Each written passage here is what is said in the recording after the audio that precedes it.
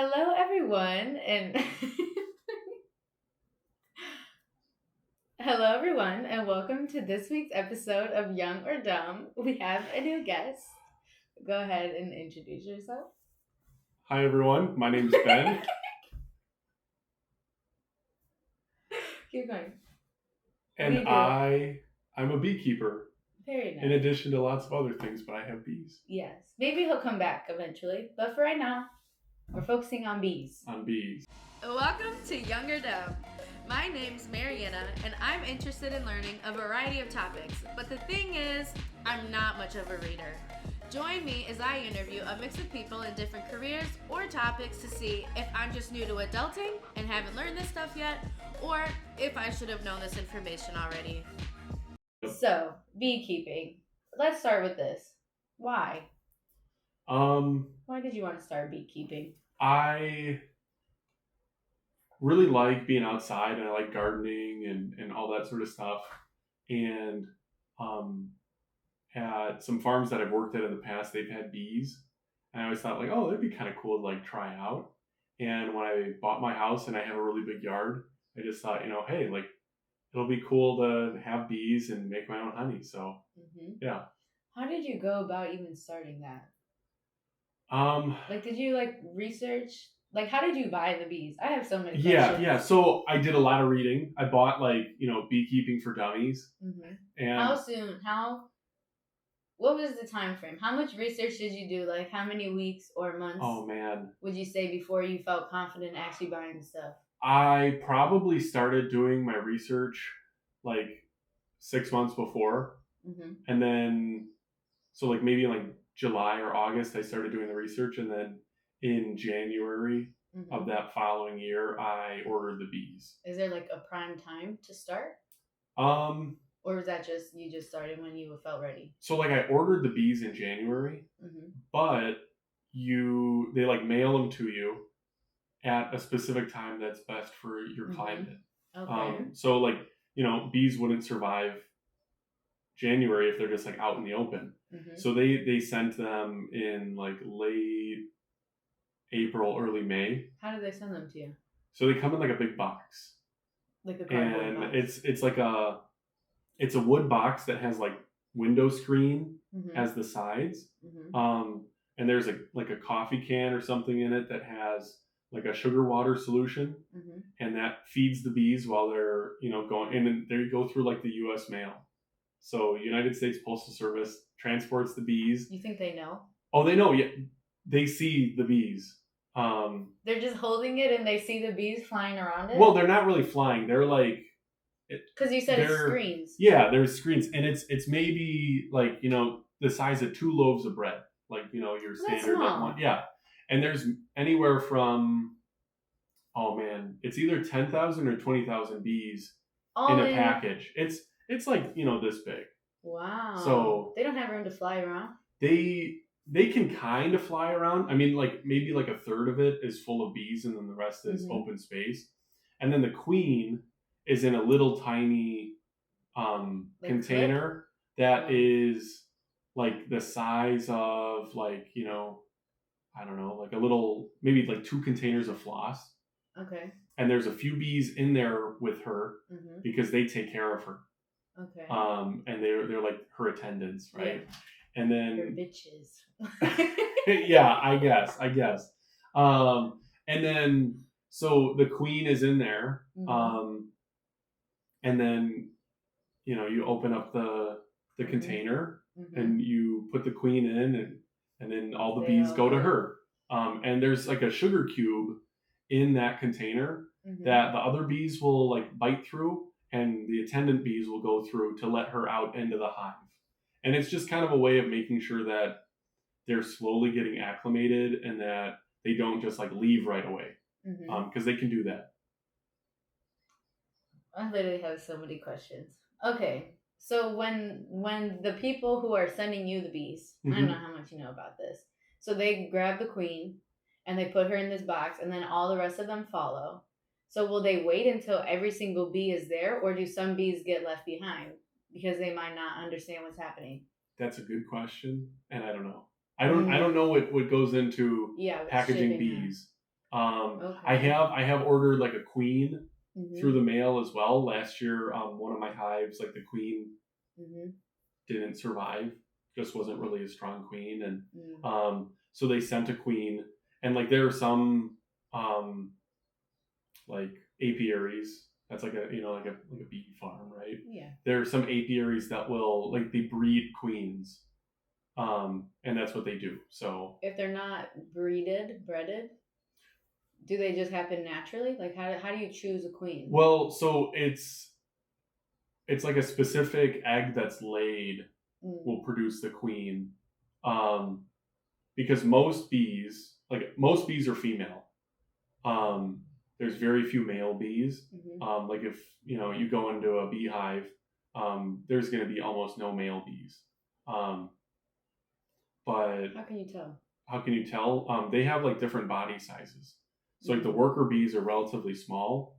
The queen bee has a really, really big, I guess, yeah, it's like it's like the back part of her. I don't know. I can't remember. The back part, the butt. Well, there's like some fancy insect term for it. Is it the thorax? It's the booty. I don't know. It's the booty. Yeah, she's thick. Yes. She's thick. Yeah. So there's a size difference, and then you also you will mark your queen with like a dot, and based on the year. So this year, the dot color. You draw on them? It's like the non-toxic paint. Can't you tell by the way that they're all swarming around her? Yeah, but like when she's in the hive, she'll just be like doing her thing, laying eggs, because that's all the queen does. She lays eggs to produce more bees to get more nectar and pollen. She's related to all the bees in the hive. They like the new bees that are like starting to be produced. They're all her children. Who is she doing it with? That would be with some drone bees. Those are the males. And there's one time that she will fly out of the hive. They will reproduce, right? Or they go in private. Well, they like go fly up, wherever. But they're like in there flying, and then mating takes place, and so it's just one. It's like this. So they all have the same parents.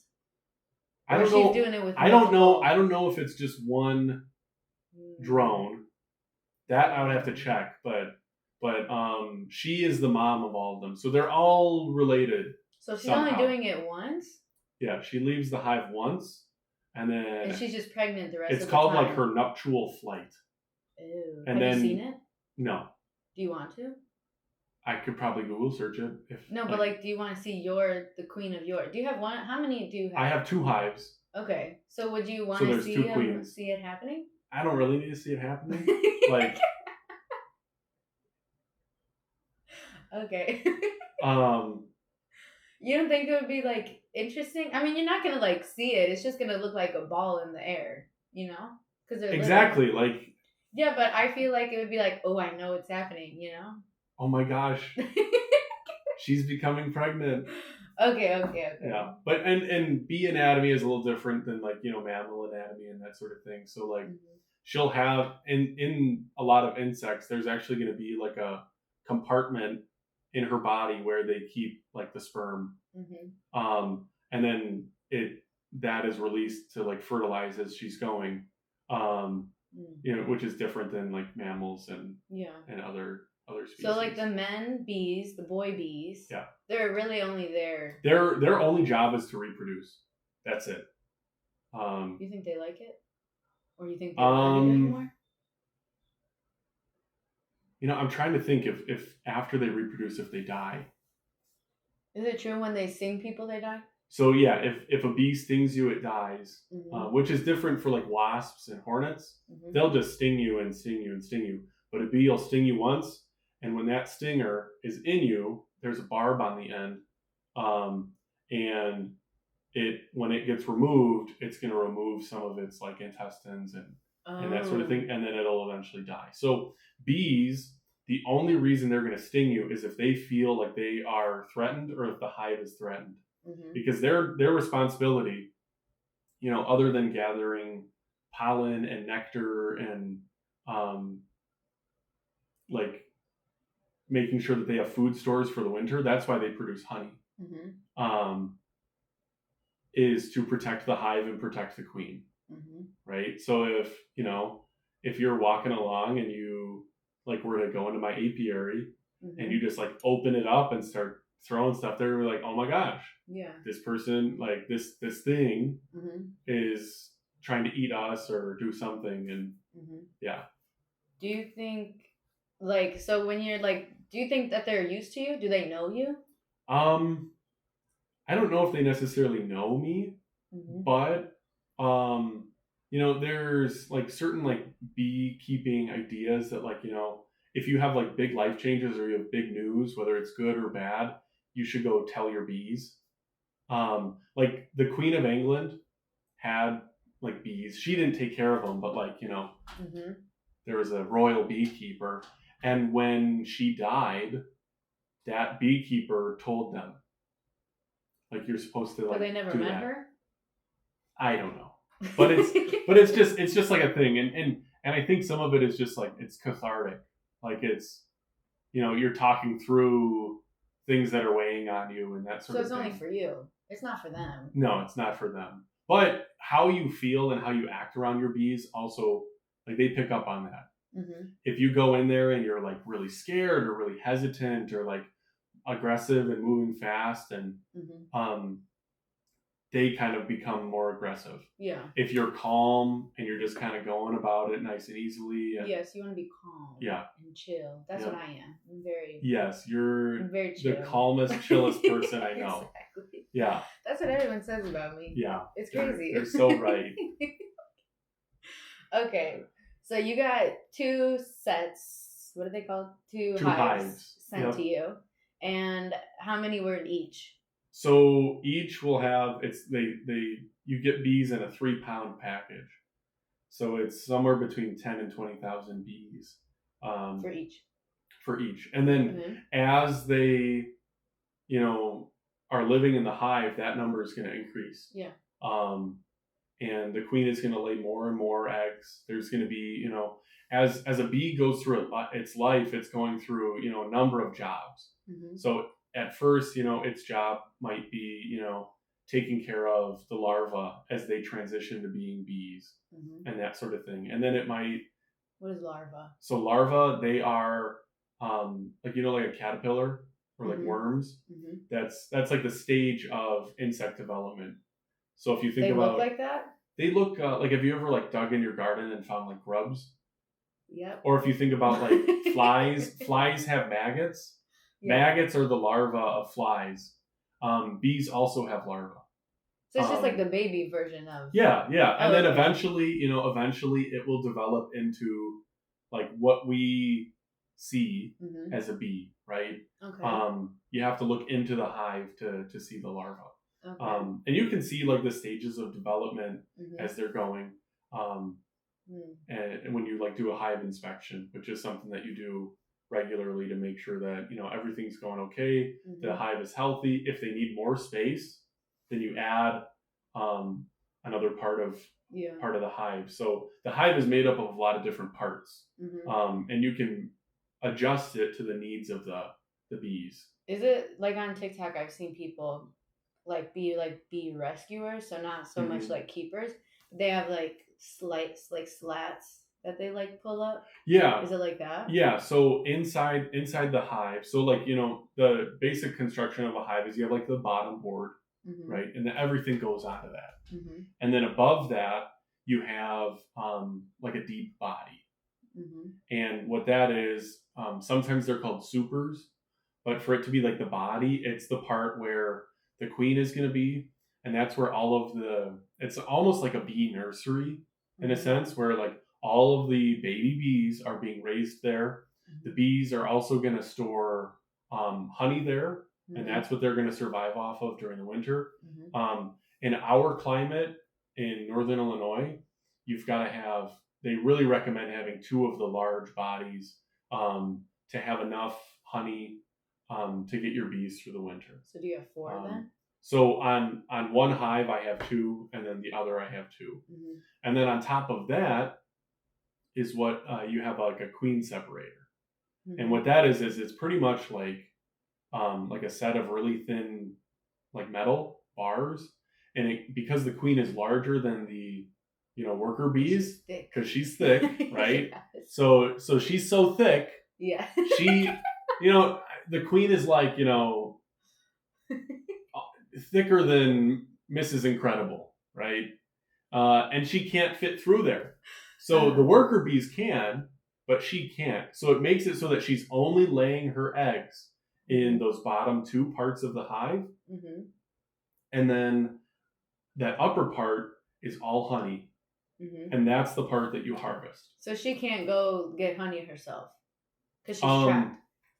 The other bees will bring her. How do they do what that? she needs. Like and there's going to be honey in the lower parts too. Oh, okay. So yeah, but the other bees, they clean her off because she can't clean herself because she's so thick.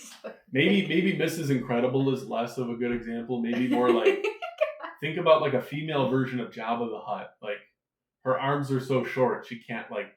What do you mean clean? Like she can't like scrub her own back. What are they scrubbing? Like. Well, you take a shower. They have soap and water in there? Well, not exactly, but like how like a dog will like groom itself. Lick itself.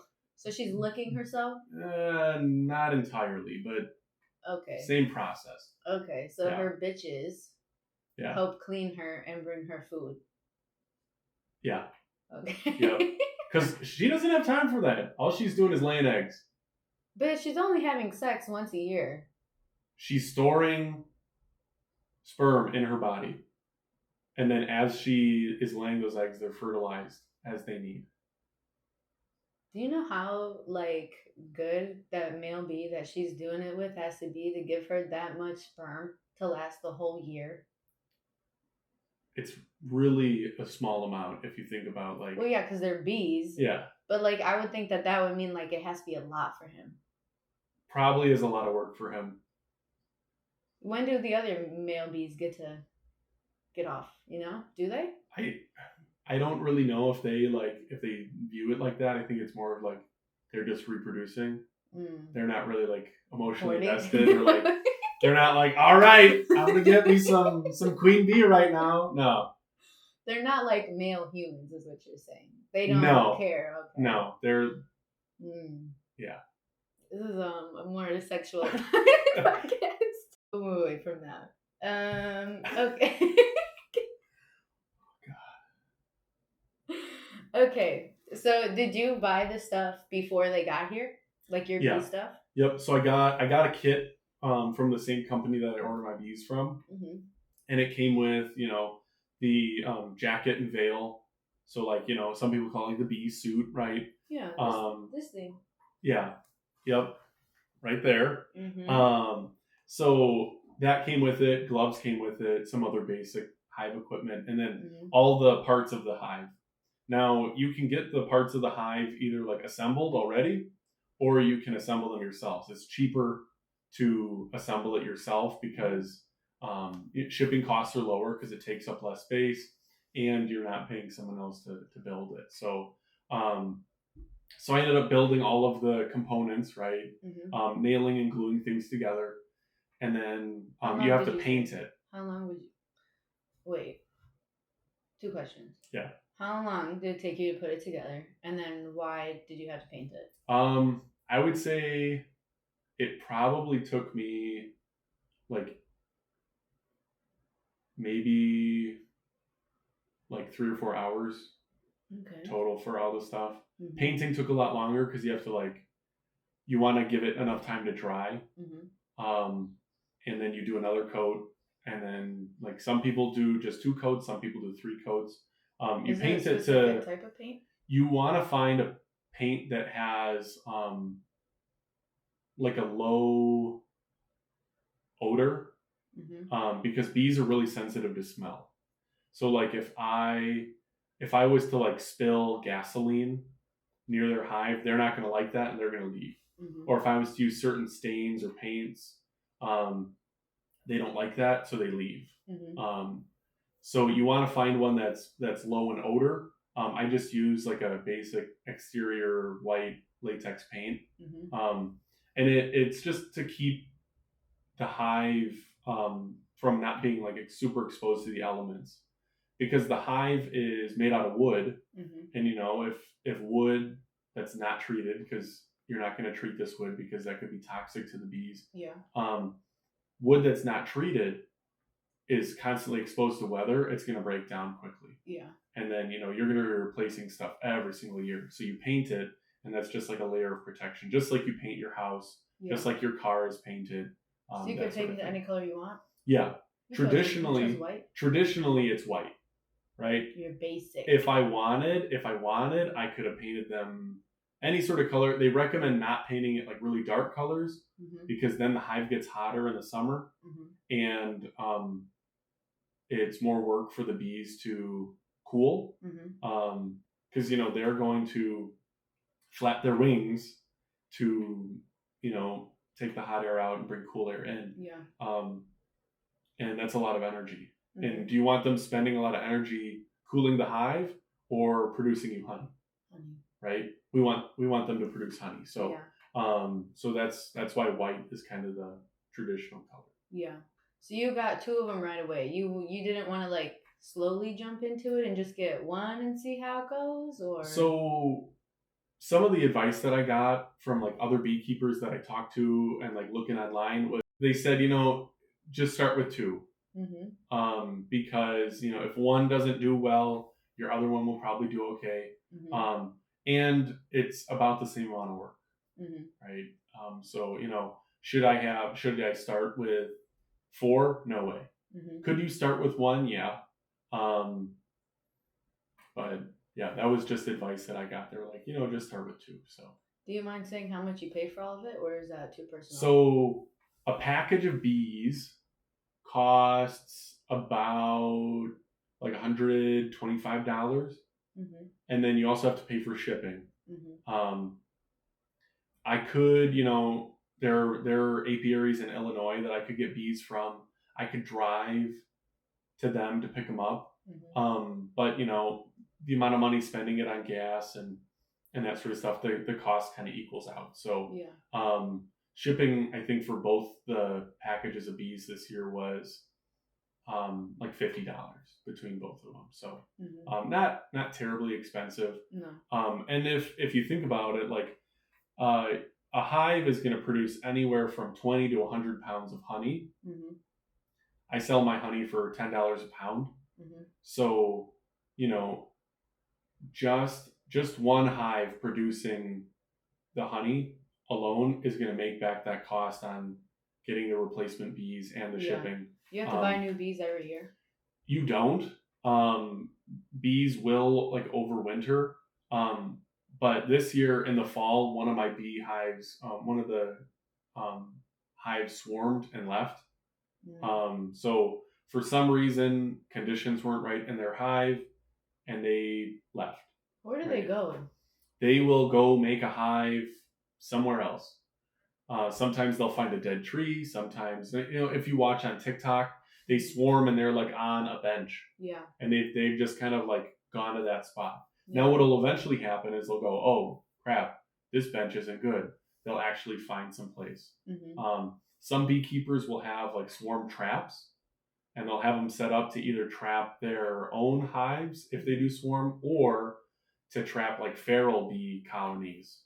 So like, just like you have feral cats, like cats that are just kind of like, they're domesticated, but they haven't been around people. Yeah. You have bees like that too. I haven't done anything like that, but so you're like taking honey out of your hives. Yeah. So then are they like making it again? Yeah. So they'll continue to produce honey. And this year, what my plan is rather than waiting until I have a lot of honey, I like, once I have a super that's full and the comb is sealed, so it's covered with wax and it's like stored in there, I'm going to remove that, harvest it, and store it, rather than waiting till I have 3 or 4 supers full. That way it's going to reduce like the likelihood of them getting robbed, because like other bees and other insects will actually like try to come in and steal the honey too. Really? Yeah. So that can happen, and it'll just make it a little bit easier as the season goes on. So what happens like if it's Well, I guess for the hives that are just like out in the wild, how did they like get rid of their honey to then be able to make more, or do they just stop making it once it's full? Well, so they're going to produce honey until the season ends.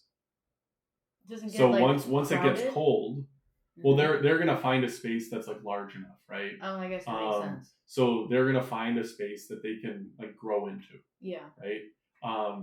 And they're going to just produce, and then, once it freezes outside and there's no more flowers, and then they're going to stay in. Yeah. And it's kind of not quite like hibernation because they don't really go to sleep, but they will, they're going to stay in the hive. They're going to buzz their wings back and forth to, like, with the friction, like if you rub your hands together to generate heat. Yeah.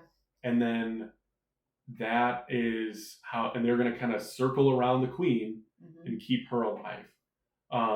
And then if all goes well, once you get warm weather in the spring, and the trees are typically the first things that start to bloom in the spring, they're going to start gathering that pollen and nectar from those flowers. Yeah. And that's how they feed.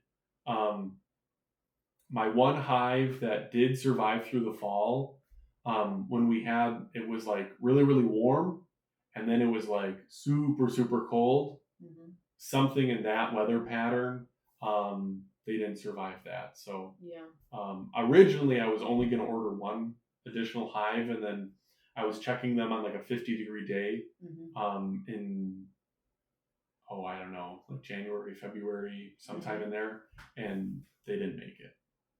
But do you know like how much to keep for them, or do you just take what you want and then you just hope they make more? I have the two bottom, everything that's below that queen excluder is going to be theirs. Okay. Everything below, I don't mess with any of the honey in that. Everything above it is excess, and I can take that. And then, I might, like, if it's in the fall and let's say they've only produced enough for like half of one of those, I might leave that on, and then in a warm day later in the fall, I'm going to remove it. But yeah, that makes sense. You don't want to starve them. Yeah, you it's kind of like this give and take, right? Like you have to allow them and make sure that they are producing enough for themselves to overwinter. Yeah.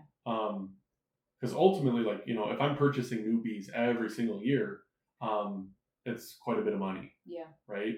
Whereas, if they can overwinter and they can survive, then, that's $150 per hive that you're not having to spend. Yeah. And once you've purchased like the hive equipment, it can be good for anywhere from 3 to 7 years, depending on how well you maintain it and how well you painted it and weather conditions and stuff like that. So, yeah. You treat yours good? Yeah.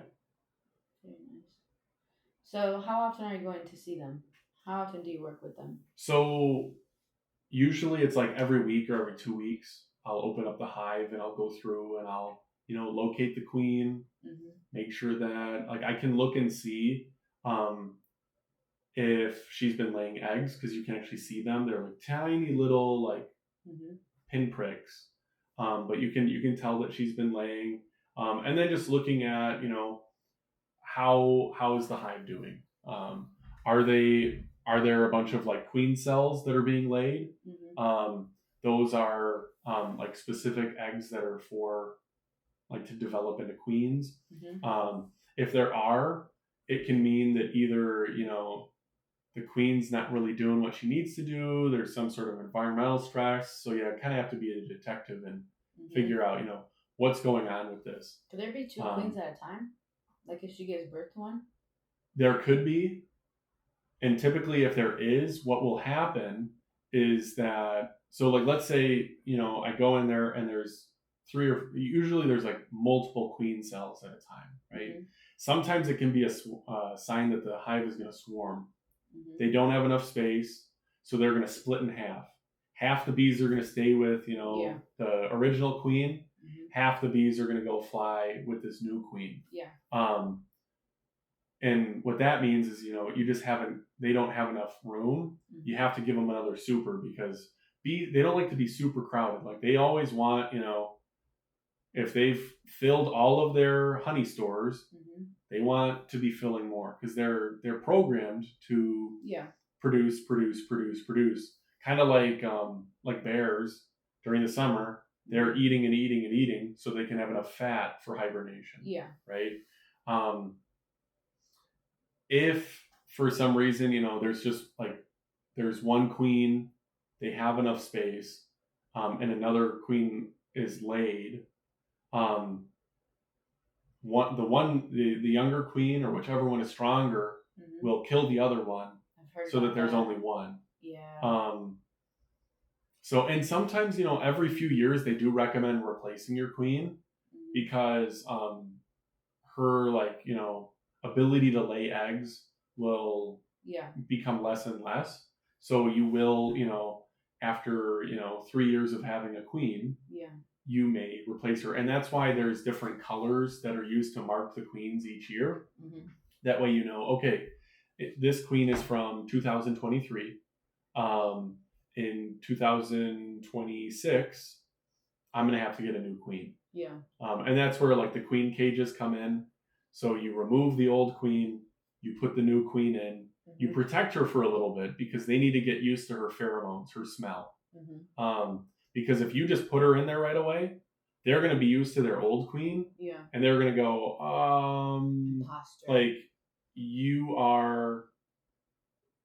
you're some sort of funny business, right? Yeah. And they're going to kill her. Yeah. But if you wait and you let them get used to her pheromones and they don't smell their old queen, eventually they're like,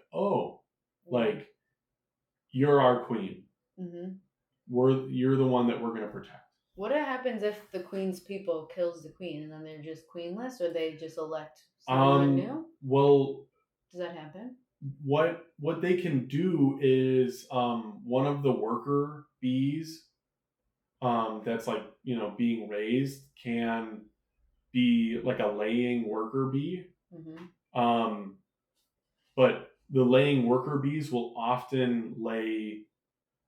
They have a much higher rate of laying drones, so you're going to get a lot more male bees, and your hive isn't going to be very successful. And you hope maybe there will be a queen out of that, but the queens do a good job of laying mostly female bees, because female bees are the ones that work. Male bees, the drones, they just kind of eat, and then they're looking to have sex.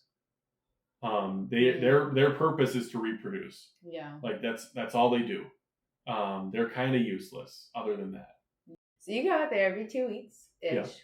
So when the bees are flying around, they land on a flower or a tree. Then they're using their stinger to suck in pollen. How do they grab pollen? No. So they have on their back legs, they have it's kind of like imagine your arm hair, leg hair.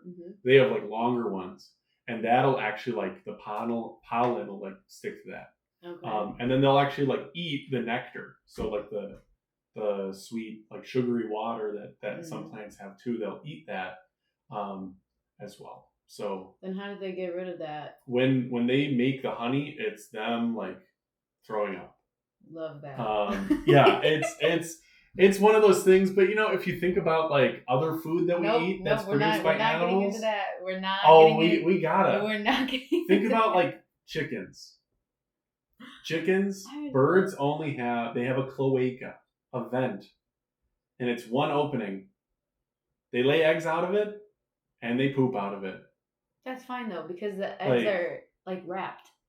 They're not wrapped, but they're in a shell. But your honey, it's sugar. No, it's not. It's completely different. I can wash an egg, and I'm not eating the actual part of the egg. You're not eating it's not human vomit. That's the old ramen noodles that you ate or something. Yeah. But it's still animal throw up. It's basically what you're saying. What honey is. So wait, okay. So they throw it up. They're throwing it up on the things that you then scrape off. They're depositing it into these the frames have they'll like build with honeycomb, right? And then it gets put into those, and then they cover it with wax, and yeah. So when you pull it, what are you doing to like process it? Are you processing it? Yeah. So when the bees have completely like they've finished an entire super of honey, right? It's all filled. The first step is you have to remove the bees, right? There's a lot of different ways that you can do it. Some people, they'll put like a thing that the bees can go out, but they can't come back in. And they'll leave that on for a day or two. What I just did last year was I just took the part of the hive, and I had like, some wood that I would set it on, and then I would brush the bees off with just like a really big brush. And then They don't find that threatening? No, you just kind of do it gently, like you're just like slowly brushing them, like you would do like a Bob Ross painting, like slow strokes, right? And like your goal is to get the bees off, but it's not like you're like rubbing a stain out of your carpet, like muttering and swearing under your breath. It's just like brush, right? So you do that. And then I'll set them. I have a breezeway, so I'll set them like outside of the breezeway, and then I'll brush them again outside before bringing them into the breezeway. Because if you like, let's say you were processing honey outside, the bees will come. Yeah. Because they're like, oh, like this is food, like, and it's free. It'd be like if someone was down the street from you with like free cupcakes, come and get them. Like, you're gonna stop by, or are you just gonna take one cupcake? No, you're gonna take like 2 or 3, right? I would take like 4. So, so yeah, they do that. And then you have an extractor. So the extractor, you're gonna take the caps off of the honeycomb, and you can use like a hot knife for that. You can use a cold knife that has like a serrated blade. You can also use it's almost like if you think like a hair pick, but instead of it being plastic, it's metal. Okay. And you use that to just kind of like scrape the caps off. Yeah. Then it goes in the extractor and it spins around. And I have a hand crank one because it's cheaper. They also have electric ones that you can use, and you crank it, and the honey will go against the walls, and then it drops down, and then you filter that. I just use like 2 mesh filters. The honey goes through that, and it filters out any extra beeswax. Let's say you save the beeswax. Yeah. So I processed some beeswax, and this was from the hive that didn't make it. So that was the process of cleaning the bees, like very, very labor intensive. Now you get more money per pound for beeswax than you do for honey. I haven't looked into selling the beeswax. I just did it because I was like, oh, this could be kind of fun. And was it? It was, but it was a lot of work. Yeah. A lot of trial and error too, because like you melt it, and then you have to like strain it, and you want to get all the junk. Yeah. So you're looking at there might be bee parts, there might be some honey, like all that. Like nobody wants, if you think about like Burt's Bees, you don't want to be putting on your lip balm and then it's like, oh, here's a little bee leg or a little bee wing, right? Like that wouldn't be fun. So you have to filter it, and then you have to let it cool, and then the wax will kind of separate. And then that chapstick is actually made out of beeswax? Yeah, it has beeswax, and then it has some sort of other, whether it's coconut oil or palm oil or something in it. Yeah. So I could use that as chapstick. You could use that to make chapstick. This itself. What can you just use that for? By the way, for people who aren't watching and just listening, it's just like a cube of... Yeah, this is, I don't know, maybe it's like 1.5 inches or 2 inches by 3 inches. Yeah. It's like a bar of soap, but like beeswax. So what can you do with just that? With just this, I mean, some people use this to like finish furniture, and they'll put like beeswax on it. Like blacksmiths will sometimes use beeswax for certain projects, but a lot like beeswax is really going to be used as like an ingredient in like cosmetics and other things. Yeah. So you could make like lotions or salves or like lip balm. You can make soap that has beeswax in it. Like you could do a lot of different things, but it's just going to be like one component of that. Yeah. Yeah. Okay. You were saying something else, and we were talking about the process. So yeah, the process. So you filter it, right? And a lot of people want, like unpasteurized. Pasteurizing honey is like heating it up. People don't want that. People want like raw honey. And what that means is just like you're filtering it with like the wax or not wax filters. You're filtering it with like metal filters or even like cheesecloth or a mesh bag to get like the big solid things out. But there still might be like some pollen in it and that sort of thing. And the science behind if like local raw honey can help with allergies is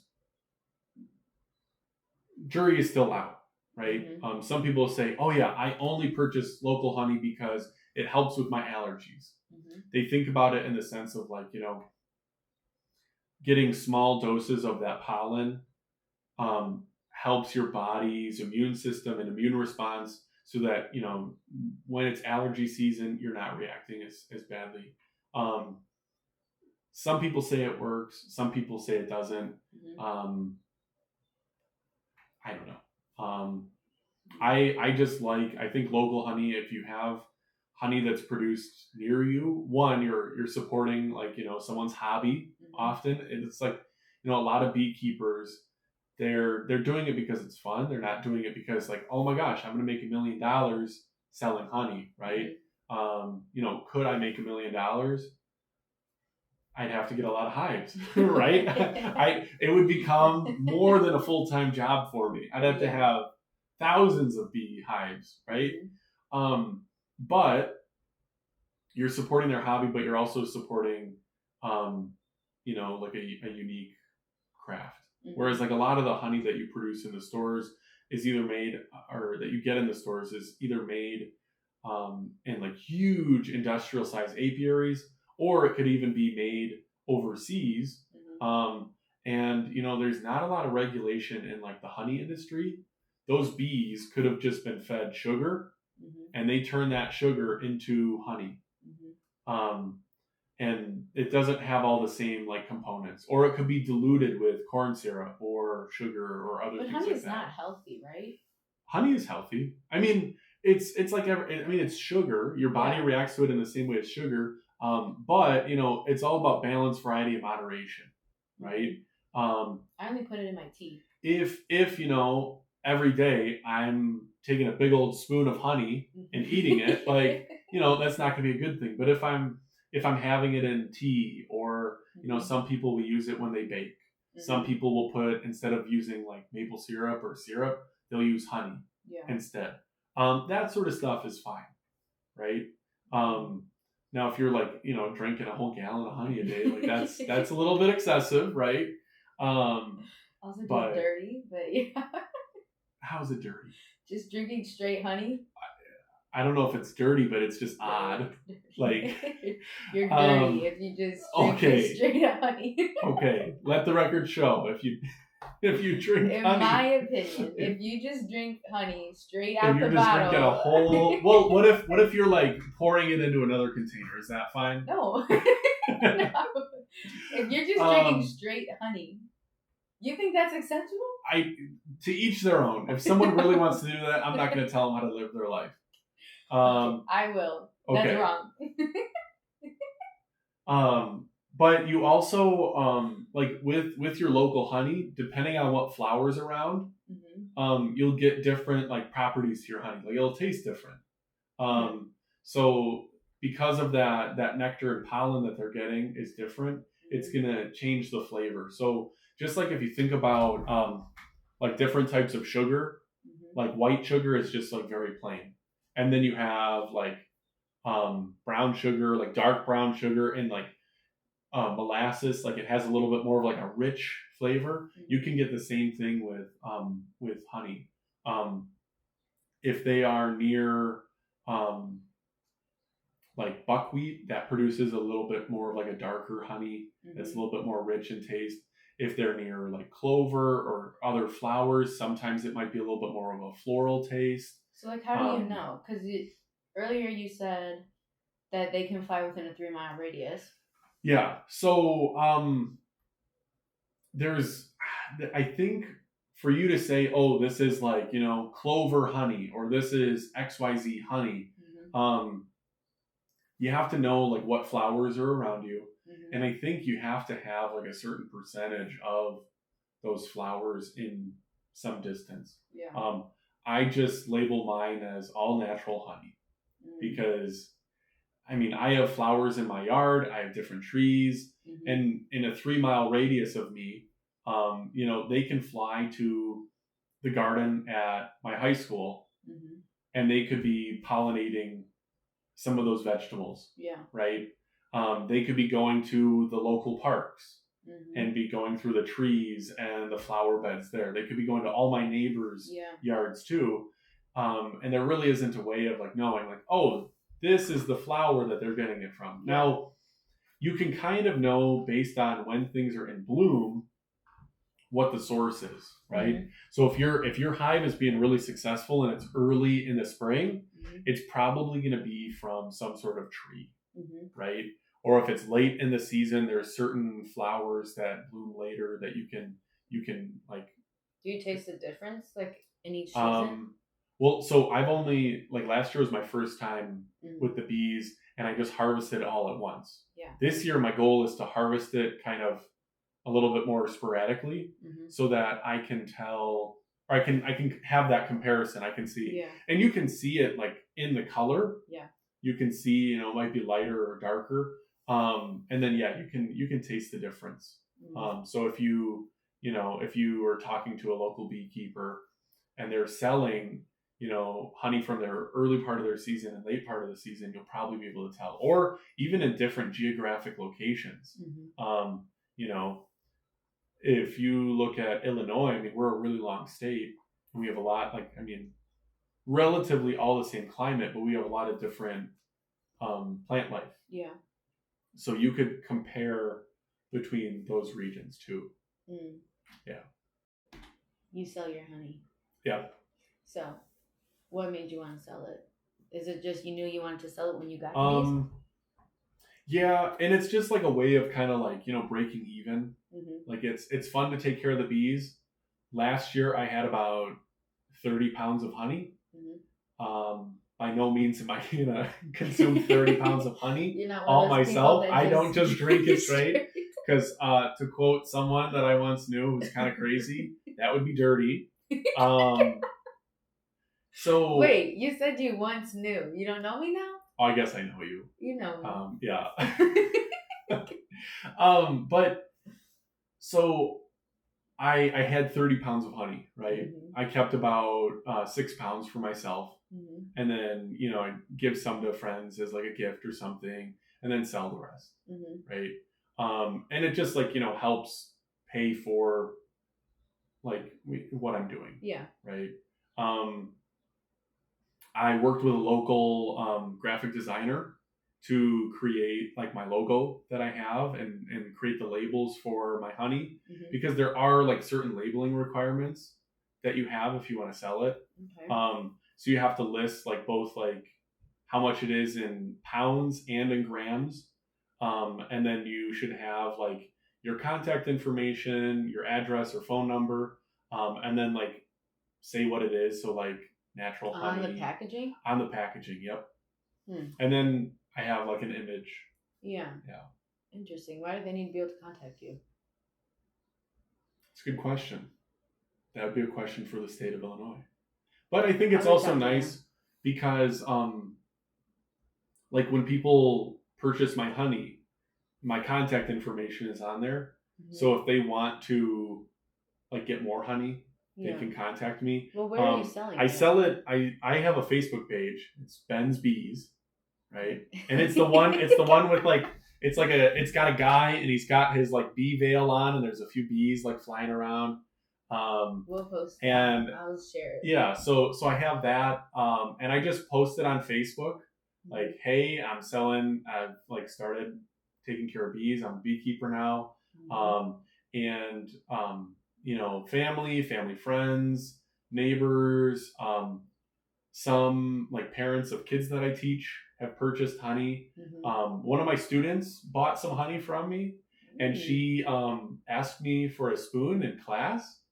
And I was like, she's one of those. I was like, why do you need a spoon? And she's like, I really want to just try this honey. So like it wasn't like by the spoonful, but like she like dipped it in. That's and it was okay. like that's acceptable. And she was like, this is the best honey I've ever had. And like through word of mouth too. So like, you know, just like talking to people about it, or like someone says, hey, my friend got honey from you. I heard it was really good. Can I get some? Do you ship it? I haven't shipped it, but I could ship it. You want to like get to the point where you're shipping it, or are you like just being local? I like being local. I mean, if someone was to reach out to me and say like, hey, I want to purchase some of your honey, like, sure, I'll ship it. But you know, I mean, that's like an added cost. Yeah. I would recommend if, you know, let's say someone lived in, you know, I don't know, Georgia, and they're like, I really want some honey. Well, there's probably going to be like a local producer near them. But theirs isn't going to be as good as yours. Well, I can't say that. I haven't had their honey before, right? But I would say maybe checking that out first. Yeah. And then, or you know, maybe they purchase some from them and they purchase some from me. Your own business. No, I'm about promoting beekeeping, like, because I'm not out here trying to become like the next big beekeeper. Like, I just it's fun. Do you know the biggest beekeeper? Is that like a thing? Is that like? Oh, there's probably. It's like a competition. It's a reality TV show. Oh, okay. The Biggest Beekeeper. And it's literally like who can have the most bees. There's corporations in the world that just have like if you're familiar with the Bee Movie, right? Yes. And that huge farm that just had hundreds and hundreds of hives. They're How accurate do you think that movie is? Oh my gosh. So we watched that movie in one of my classes. And I have to pause it every once in a while and be like, that is not true. One, Barry B. Benson is a male bee. He doesn't do anything. But he's trying to get a job. And like half the other worker bees are male bees. Yeah. Not correct. All those like big ones that leave. Yeah, no. Those would all be female bees. Yeah. So, you know. Very inaccurate then. Yeah. Bees are like, you know, the oldest feminists. Right? We can learn a lot from them. They're very egalitarian. There is a little bit of like a class structure, so maybe not the best with that. But let's see, other inaccuracies or accuracies. So it is correct when it says like, oh, bees can't fly when it rains. That is correct. At night, bees also don't fly. They use how bees get back to their hives is like a really complex science. Some people say it has to do with like the magnetism of the atmosphere, and some people say it has to do with pheromones, and it has to do with the sun and all sorts of stuff. But so they're not going to fly at night. Bees are not going to marry a human being. That's just not going to work. Bees do not speak English. They speak bee. That movie is so crazy. I'm trying to think. There's so many other like weird things. In it they act like using the smoke on the bees like makes them pass out, like it's chloroform, and it's not quite the case. When you use the smoker, it's to calm them, and it's to make it so that, you know, you can work with your hive, and they're not as, you know, like they're not freaking out as much. But yeah, it's an okay movie. Like it's an okay movie. It's funny. If you're looking for like some really stupid bee jokes, like bejesus, right? And Bee Gandhi. I did it to play like a drinking game. If we drank every time they said bee, oh we were no, gone. You'd be gone in the first 15 minutes. Like, yeah. Well, and speaking of alcohol, you can make alcohol from honey. One of the oldest forms of alcohol is called mead. It's either MEED or MEAD. I know that. And it's pretty much like wine, but instead of using fruit juice, it is it's like thicker. It's I guess a little bit, but like yeah. So I've thought about making mead as well because I make wine and hard cider. So that might be something that I try this coming winter as well. Kind of fun winter project. So we'll see. Good luck. Thank you. What's your favorite part about beekeeping? My favorite part, I like that it's something that I can be active with it. So I like that, it's an active kind of thing. It's not like, oh, I've like put my bees in and then they just are self-sufficient, right? It's like, you're regularly checking on them and that sort of thing. But it's also flexible enough to where like it's not something I have to do every single day. I also really like that, when I'm doing it, you're really like in tune and focused with what you're doing. Yeah. So like, whatever else is going on at this point, I'm really focused on my bees and working with them. Yeah. So what's your least favorite? My least favorite thing? Have you ever got stung? I've been stung. You're not allergic? I'm not allergic.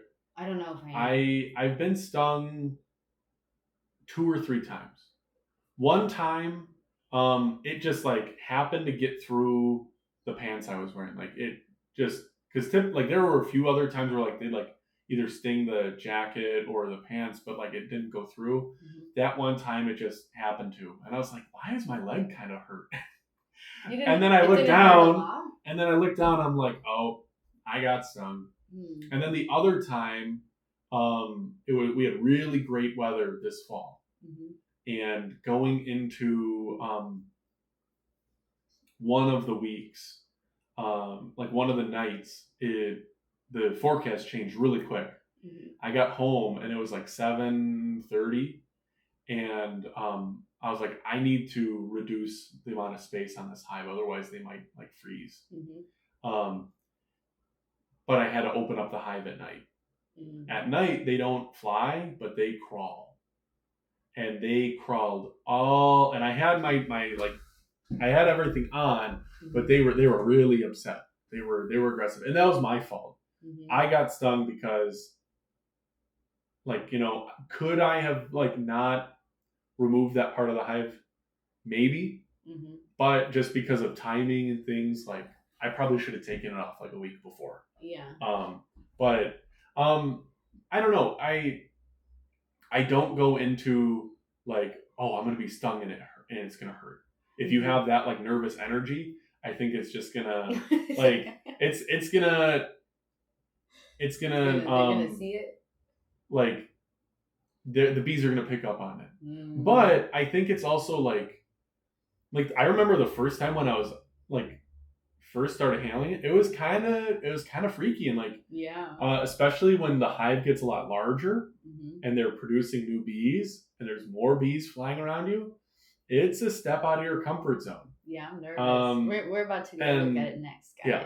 Yeah. And I've had, friends who have like gone out, we've looked at the bees before, and like some of them have been like, you know what, I'm definitely out of my comfort zone.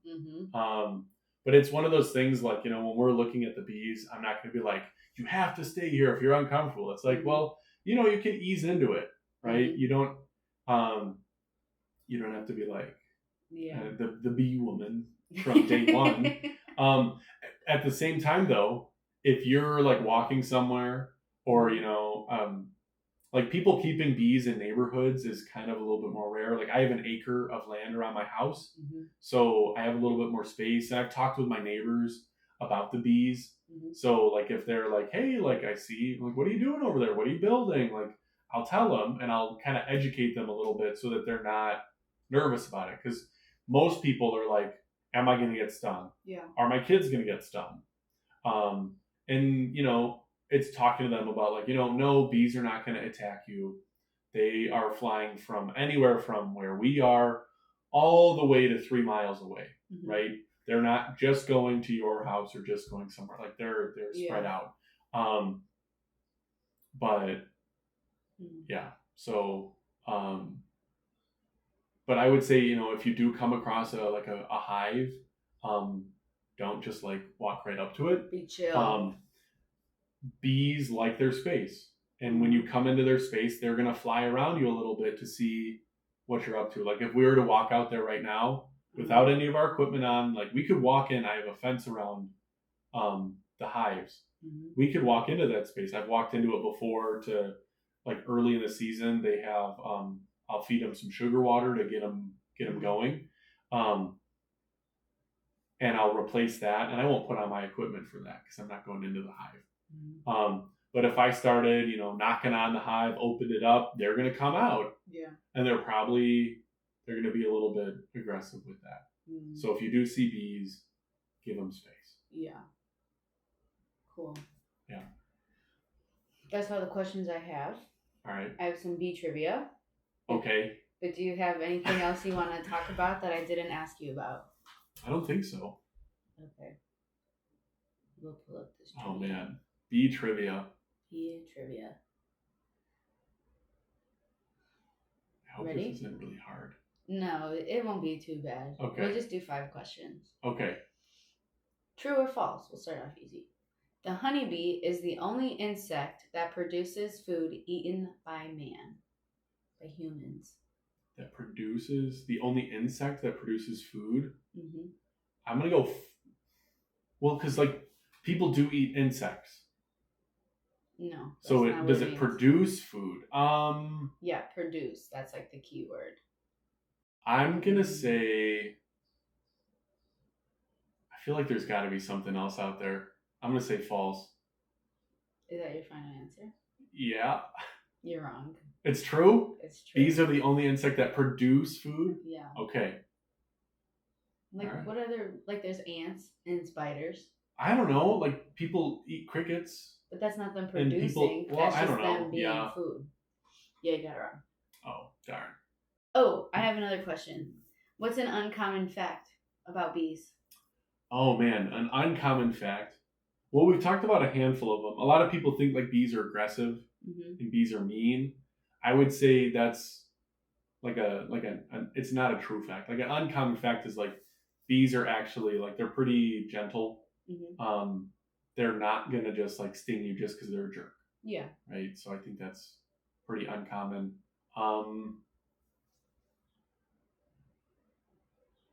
A lot of like bees, like big beekeepers, sometimes will actually truck their bees to California to help pollinate like almond trees and citrus trees and other fruit trees